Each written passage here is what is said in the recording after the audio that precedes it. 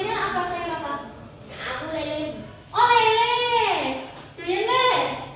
Oke, yang lain makannya pakai apa? Cuma sayur doang. Lauknya apa? Sayur aja. Sayur apa? Gori. Iya bener, gori. Kebetulan bener ya. Nah, karena udah sarapan, kita kan belajar cuma sampai jam berapa? Jam 9 ya? Jam 9, bener banget nih. Kalian semangat belajar nggak pagi hari ini? Semangat. Masa semangat gitu? Semangat nggak? Semangat. Oke, Ibu mau ngetes dulu. Kita nyanyi kayak gini. Selamat pagi kawanku, apa kabar? Semangat, gitu ya? 2 kali ya, nyanyi kayak gitu ya. 1, 2, 3. Selamat pagi kawanku, apa kabar? Semangat. Selamat pagi kawanku, apa kabar? Semangat. Oke, udah semangat semua? Semangat. Sip, sepertinya kalian memang benar-benar 4B itu semangat semua ya. Nah, Ibu mau tanya, kemarin kalian belajar sama Bu Isti sampai apa? Sampai apa? Materinya?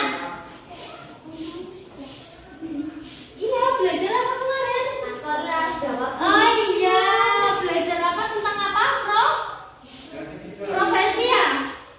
Nah, sekarang kita mau belajar tema 4. Apa tema 4? Ada yang tahu? Apa tema 4? Winter, Mas Denis. Oh, pulang tugas ya? Oke. Ya, kita sekarang belajar tema 4, berbagai pekerjaan. Subtema berapa itu? Subtema 3. Mengenal pekerjaan orang tuaku ya. Pembelajaran 1. Nah, sebelum memasuki pembelajaran, Ibu mau bertanya. Sekarang Bu Ririn pegang apa nih? Ini namanya apa? Apa yang keras? Pinter. Siapa tadi yang jawab kertas? Ini Bu Ririn pegang apa? Iya, pinter. Ibu Ririn pegang kertas ya.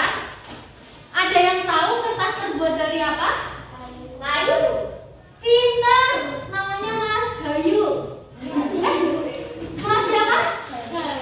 Hanu. Oke, Mas Hanu pinter, tepuk tangan dulu buat Mas Hanu. Ya. Jadi kertas ini terbuat dari kayu. Ada yang tahu cara pembuatan kertas? Nggak tahu? Bu Ririn mau kasih contoh video dulu ya, cara pembuatan kertas ya. Oke, simak videonya. Kalian semua perhatikan depan, fokus. Nanti Ibu mau tanya. Bentar.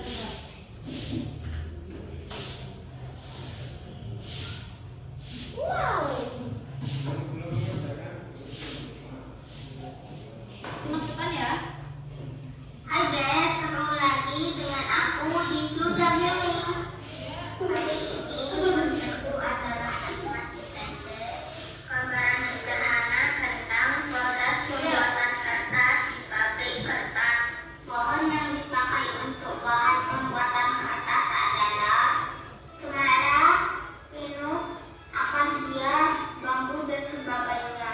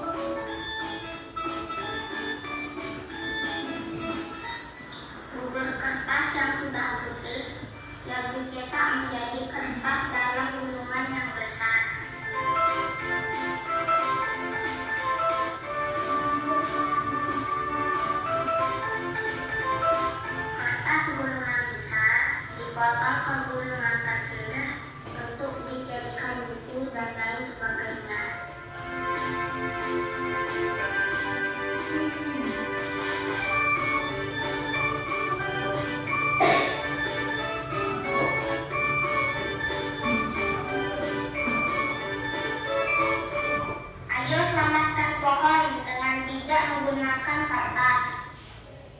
Oke. Dari video tadi udah paham ya cara pembuatan kertas tadi ya. Langkah awalnya tadi kita harus kemana dulu? Ke hutan ya. Ambil apa? Pohon. Kayu ya atau pohon. Yang pohonnya terus kalau udah dipotong-potong ya. Di apa? Dipotong-potong jadi gelondongan. Terus kita apa? Kupas apanya? Kulit. Oke, tinggal kita kupas kulitnya. Nah, setelah itu kertas ini pasti nantinya akan diapakan kertasnya? Oke, kertasnya bakal dijual.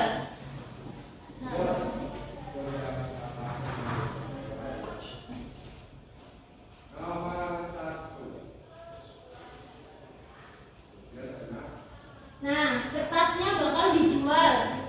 Nah, dari proses pembuatan kertas sampai kertasnya dijual sampai ke tangannya si pembeli, ini ada yang namanya proses ini ya, kegiatan ekonomi. Ya, kegiatan ekonomi. Boleh sambil ditulis? Ekonomi.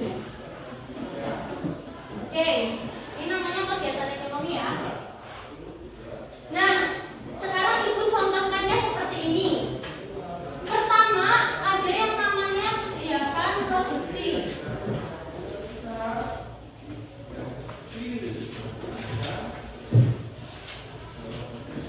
Kegiatan produksi itu kegiatan apa? Kegiatan yang tahap awal sendiri ya, untuk mengolah ya. Tahap awal. Di kegiatan produksi itu dibagi dua. Pertama, bagi produsen. Produsen itu yang punya pabrik. Paham nggak? Yang punya pabriknya. Oke, sebelum ke yang punya pabrik, pertama kita pasti ke yang punya lahannya dulu ya. Yang punya tanah. Tanah sama kayu. Ini anggap aja lahan, ini pohonnya. Ya. Ini bagi pemilik lahan. Bagi pemilik lahan. Pemilik lahannya jual apa anak? Iya, jual apa? Kayu. Dapat untung nggak? Dapat. Oke, dapat untung ya. Dapat uang ya. Dapat uang. Lalu di sini habis mengambil kayu, kayunya berarti jatuh ke tangan produsen. Nah, produsen itu yang punya pabrik, yang mengolah ya. Yang punya pabrik. Ini pabrik ya. Ini punya siapa? Produsen. Produsen itu yang memproduksi suatu produk, ya, memproduksi itu mengolah. Nah, diolah di mana? Dijawab diolah di mana ya, Mas? Pabrik. Iya, kayunya diolah ke pabrik. Berarti ini udah ikut-ikutan ya, pemilik lahannya udah enggak ya? Nah, kayunya diolah di pabrik menjadi sebuah kertas. Nah, otomatis produsennya akan membeli apa tadi? Membeli kayu ke pemilik lahan ya. Membeli kayu. Terus setelah kertasnya diolah, pasti produsen mendapat apa? Iya, mendapat uang atau mendapat untung ya. Mendapat untung karena awalnya misal dia modal 5.000, ngejual kertas jadi uangnya menjadi 20.000. Paham ya? Berarti si produsen mendapat untung. Kalau yang tadi kan pemilik lahan, dia cuma ngejual apa? Iya, cuma ngejual kayu. Itu namanya kegiatan produksi. Lalu kita ke kegiatan distribusi. Nah, distributor itu dari sini produsen sebelum menjual itu kadang meminta bantuan ke distributor. Ya. Distributor itu yang memasarkan. Paham nggak? Yang memasarkan, ayo dibeli ini loh, ada kertas ini. Kertas kan diolah menjadi buku ya. Nah, tugasnya yang memasarkan itu namanya apa? Distributor. Tugas distributor apa tadi? Memasarkan suatu produk. Nah, distributor pasti mendapat uang dari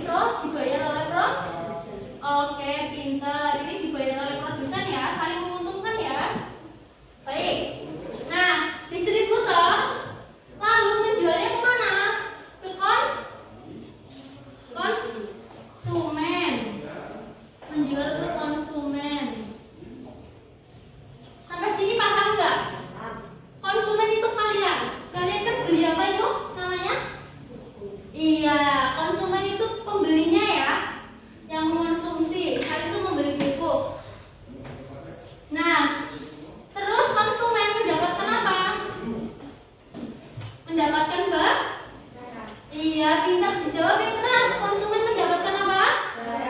Oke, si konsumen mendapatkan barang ya dari distributor. Oke, itu masuk ke dalam kegiatan distribusi ya. Yang terakhir, kegiatan konsumsi. Kegiatan konsumsi itu untuk konsumen itu buku buat apa? Ya buat memenuhi kebutuhan kita untuk sekolah ya dan lain sebagainya. Itu namanya kegiatan konsumsi. Yang terakhir, bagi produsen dan distributor, mendapat apa produsen sama distributornya? Mendapat uang atau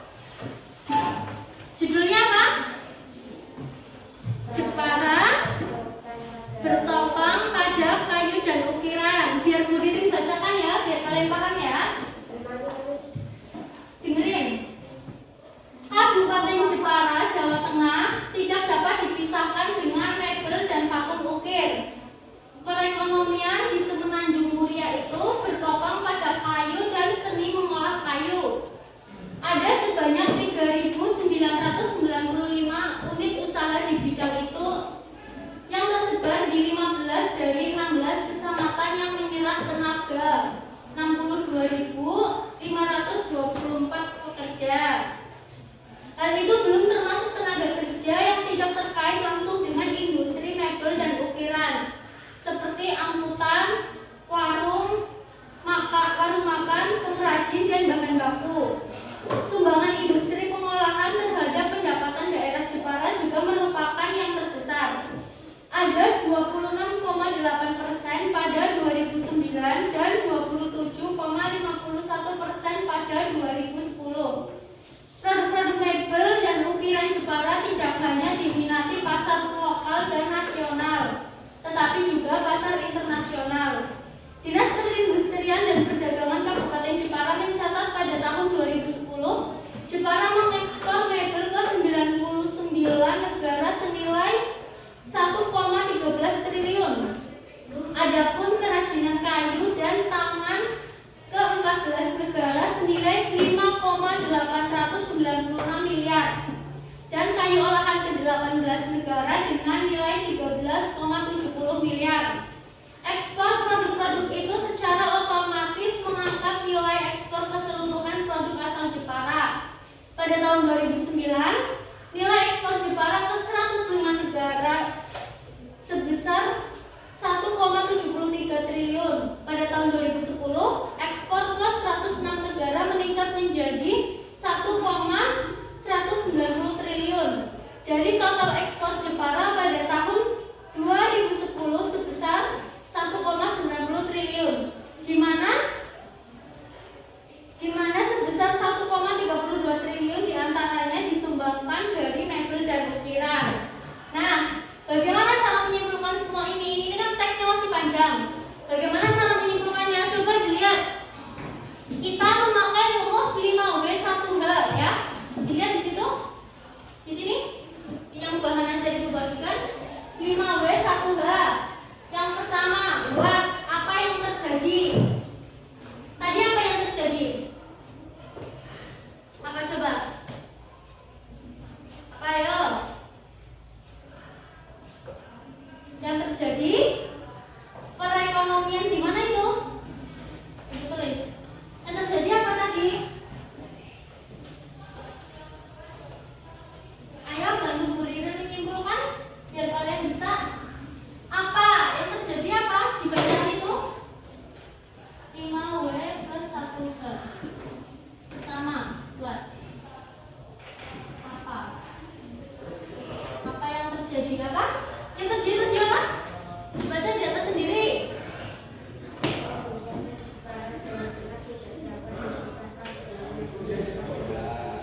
Oke, benar. Nah, di Jepara itu khususnya di Semenanjung apa itu? Semenanjung apa? Iya, pintar.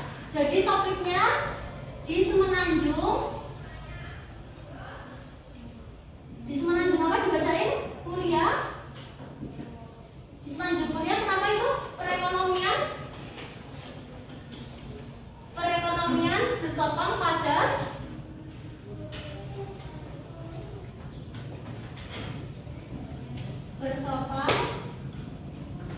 pada apa anak-anak?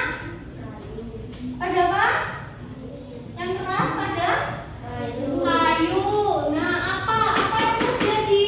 Yang terjadi di Semenanjung Muria, perekonomian bertopang pada kayu. Berarti rata-rata masyarakat di Jepara, khususnya di Semenanjung Muria, mata pencahariannya sebagai apa? Pengrajin kayu. Oke, pintar. Terus yang kedua, pertanyaannya apa ini? Rumusnya Bu. Bu artinya apa?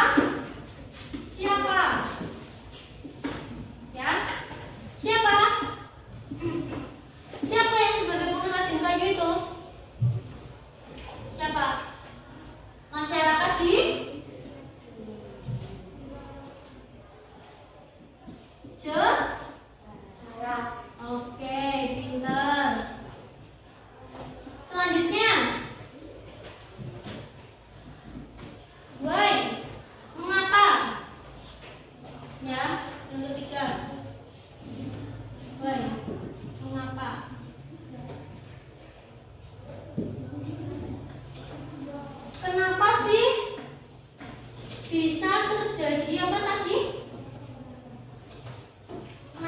Kenapa bisa terjadi kayak di suatu daerah tersebut itu kok penghasilannya besar? Kenapa ya? Karena pengrajin kayu melakukan apa?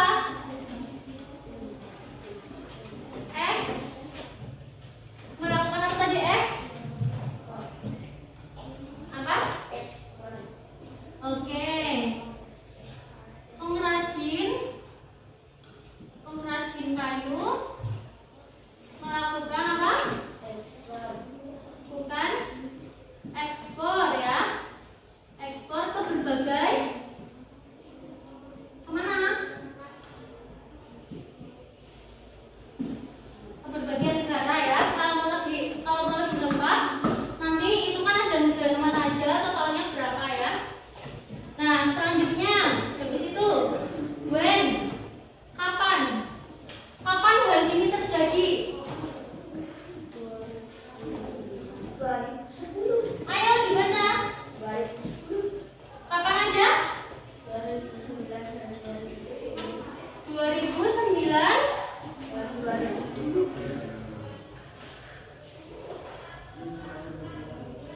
Oke, pintar. Pada 2009 sampai dan 2010.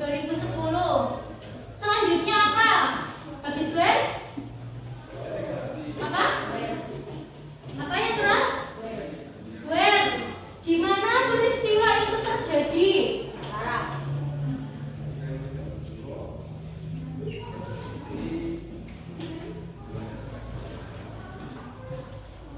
Di mana?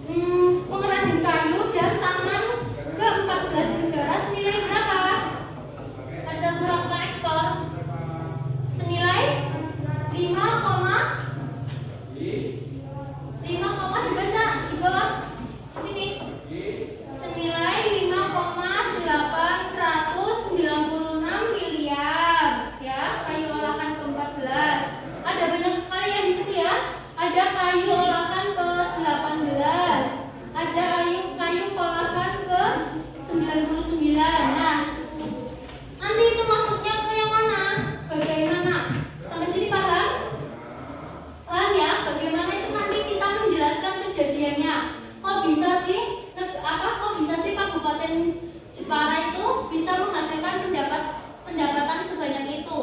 Ya, sampai sini paham nggak? Paham? Ada yang mau ditanyakan? Udah bisa cara ininya? Udah bisa ya? Nanti dicari satu-satu apa, siapa, mengapa gitu ya. Beneran nih, kalau ada yang belum paham bisa ditanyakan. Paham berarti ya? Kita lanjut ya. Nah, tadi berbicara tentang kayu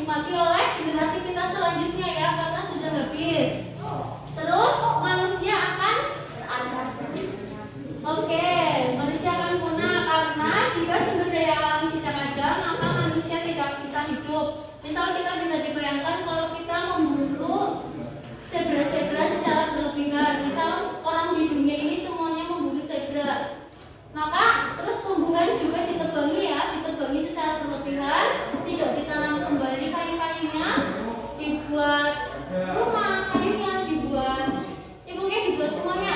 Terus hewan kan makannya apa? Makan tumbuhan. Hewan nggak bisa makan tumbuhan karena tumbuhannya udah kita tebangi untuk membuat apa? Perabotan ya, untuk membuat perabotan secara berlebihan, maka apa? Tumbuhannya punah ya,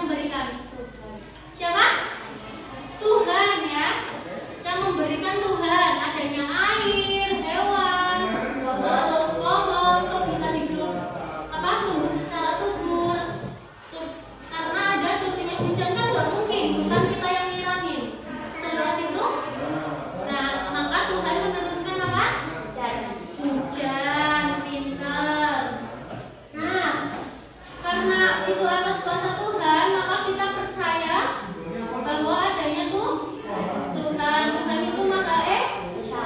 Esa itu satu. Itu masuk ke Pancasila sila keberapa? Satu. Pintar. Sila keberapa? Pasti kalau udah bahas Pancasila kalian paham ya? Oke, sekarang Ibu mengajarkan ini. Ada berapa sila Pancasila? 5. Sila yang pertama lambangnya apa? Bintang. Baca sila pertama. Pintar. Sila kedua lambangnya apa? Lantai. Apa? Sila ketiga lambangnya? Bunyinya? Oke, sila keempat? Kepala? Lambangnya kepala banteng. Apa bacanya bunyinya?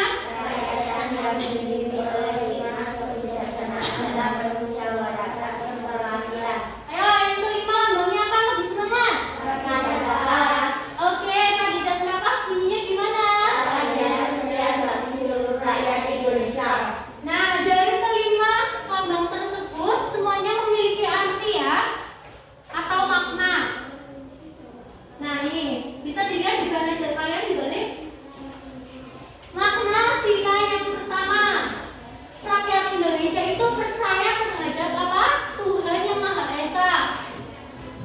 Terus setiap kan kita agamanya beda-beda ya, nggak semuanya agama Islam. Di Indonesia itu ada 6 agama yang diakui ya. Jadi kita harus saling menghormati ya. Kita harus menghormati kepercayaan orang lain.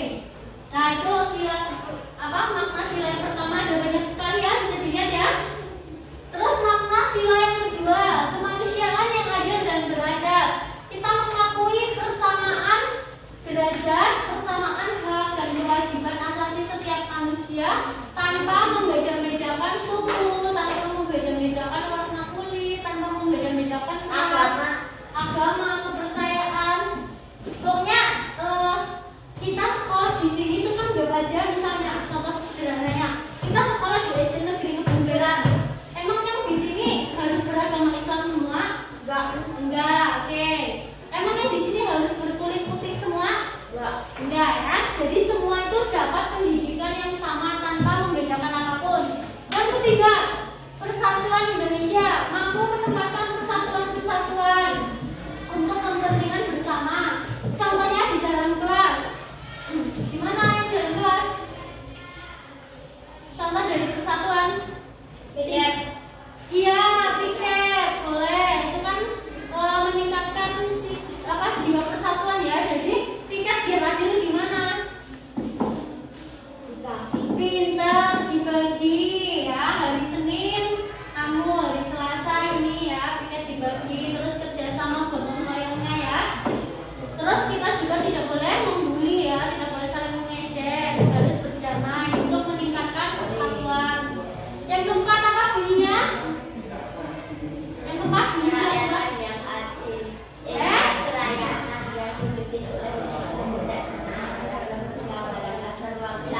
Iya, yang keempat itu kerakyatan yang dipimpin oleh hikmat untuk mencapai apa? Maknanya kita harus bermusyawarah dalam mengambil keputusan untuk kepentingan bersama atau untuk mencapai mufakat. Nah, contohnya di kelas seperti apa? Kenapa? Contohnya misal pemilihan ketua kelas. Nah, untuk memilih misal calonnya kamu sama itu, Khalil. Jadi sama Khalil. Nah, teman-teman kelas pasti memilih ya. Nggak asal tunjuk, nggak asal gadis, pasti ada yang nggak setuju kan? Ada yang setuju dari ketua kelasnya. Dengan begitu kita melakukan apa? Iya, musyawarah untuk mencapai mufakat. Yang terakhir sila kelima. Bunyinya gimana? Ya, mengembangkan maknanya itu mengembangkan perbuatan luhur yang mencerminkan sikap kekeluargaan. Jadi kebersamaannya ya, gotong royongnya ya, gotong royong. Di kelas bisa membantu Denis. Masa kamu cuma membantu Denis, nggak mau membantu ini?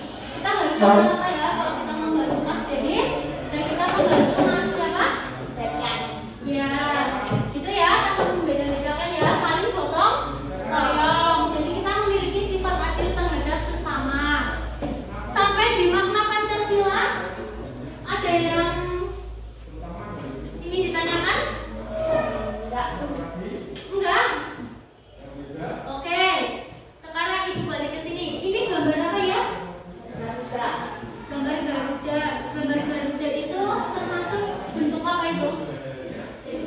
dimensi atau 3 dimensi? Nah, kemudian yang kedua Dibuka bahan ajarnya. Nah, lambang itu karena ini cuma gambar ya, ini cuma gambar. Ini termasuk ke bentuk 2 dimensi, ya. Karena dia cuma bisa dilihat dari satu sudut pandang. Kalau kalian di balik papan tulis ini, kalian bisa melihat ini enggak? Enggak ya, itu namanya bentuk 2 dimensi. Adapun bentuk 3 dimensi, coba dibaca. Bentuk 3 dimensi itu bentuk yang memiliki dimensi panjang, lebar, tinggi, memiliki volume dan menempati ruang. Dilihat belajarnya halaman terakhir. Ini ya ciri-ciri 3 dimensi ya, tadi kan 2 dimensi. Oke, ibu akan mencontohkan. Ibu membawa apa ini?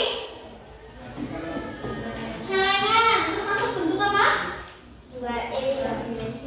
Iya, pintar, cerdas banget. Oh, nah, ya sebentar. Bentuk 3 dimensi itu ini memiliki panjang ya, dari sini sampai ke sini panjangnya berapa. Terus lebarnya dari sini sampai ke sini. Terus memiliki volume. Volume itu ininya keisi loh, ya kan? Dia ada volumenya. Terus ada ruangnya juga, di dalamnya itu ada ruang, ada sebuah ruang, ya. Paham? Ada sebuah ruang dan dapat dinikmati keindahannya dari sudut pandang manapun. Misal kalian lihat dari depan, kelihatan seperti apa? Cek celengan. Kalau ibu putar, masih kelihatan celengan? Beda sama gambar yang tadi ya. Kalau cuma gambar itu bentuk 2 dimensi. Contoh lain coba. Apa yang ada di sekitar kita bentuk 3 dimensi yang di sekitar Bu Ririn? Oke, LCD. Tempat pensil ya. Nah, pasti. Nah, terus ini apa lagi? Ada apa? Ada hand sanitizer. Ini bentuk apa? Yang keras ini bentuk apa? Oke, pasti kalian di rumah juga banyak sekali bentuk-bentuk 3 dimensi ya. Di rumah pasti banyak. Nanti ibu minta kalian menemukan bentuk 3 dimensi yang ada di rumah. Nah, sebelumnya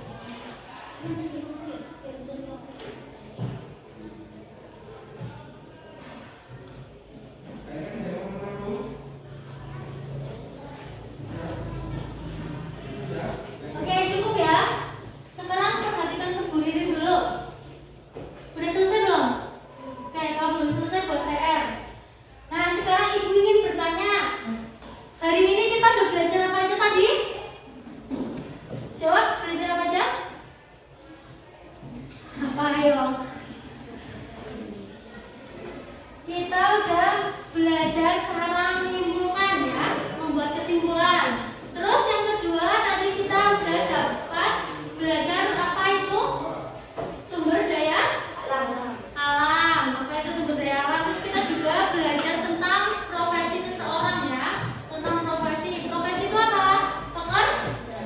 Pekerjaan. Terus kita juga sudah belajar tentang pelestarian alam, belajar tentang apa ini? Dampak dari pemanfaatan sumber daya alam secara oke, kita sudah belajar juga upaya pelestarian sumber daya alam. Kita juga sudah belajar makna dari sila-sila Pancasila. Yang terakhir tadi kita belajar tentang apa? Bentuk apa? Bentuk tiga apa? Bentuk apa tadi?